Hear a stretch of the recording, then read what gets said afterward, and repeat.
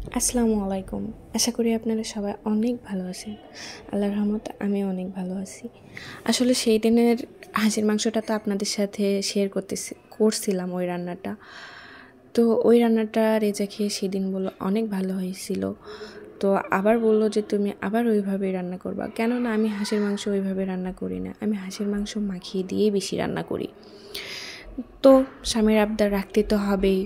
আর ওই জন্যই রান্না করা ওইভাবে হাঁসের মাংস কষিয়ে পেঁয়াজটা লাল লাল করে নিয়ে সকল মশলাগুলা দিয়ে কষিয়ে নিচ্ছিলাম। আর আমি ভাবতেছিলাম আপনাদের সাথে একটু শেয়ার করি, কেননা আমরা তেমন ঘুরতে যাই না, কোথাও যাই না যে আপনাদের সাথে শেয়ার করব। আমি প্রথম ভিডিও করতেছি, যার কারণে আমি বুঝতেই পারি না যে আমি কি ভিডিও করে আপনাদের সামনে নিয়ে আসব। তবে আপনারা যদি একটু কমেন্টে বলে যান কেমন ভিডিও করলে আপনারা পছন্দ করবেন, সেটা একটু কমেন্টে জানিয়ে দিবেন। আর নতুন যার কারণে সবাই একটু সাপোর্ট করবেন। আর তো এই তো আমি ওর জন্য রান্না করতেছিলাম। আর ও জানেও না যে আমি হাঁসের মাংস রান্না করতেছিলাম, বাট ও বলে চলে গেছিলো, কিন্তু ও জানে না যে আমি সেই রাতেই রান্না করব। ও এসে তো অনেক খুশি, কেননা ও গেছিলো বাজারে। তো এইভাবে আমি কষিয়ে নিচ্ছিলাম।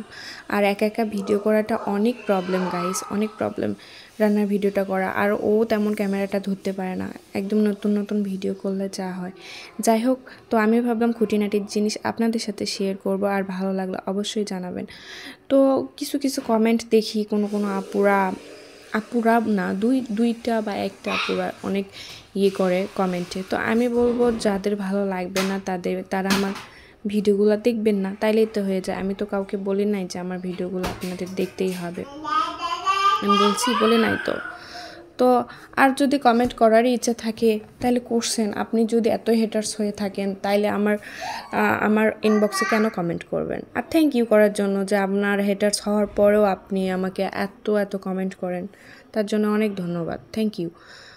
আর বিশেষ করে এইসব কমেন্টগুলো হচ্ছে যে আমি দেখছি মেয়েরাই বেশি করে ছেলেদের থেকে, কেননা মেয়েদের মনে হিংসা বেশি। এটা একদমই বাস্তব কথা। কিছু মেয়েদের খারাপ লাগলেও আমার কিছুই করার নাই, এটাই বাস্তব কথা।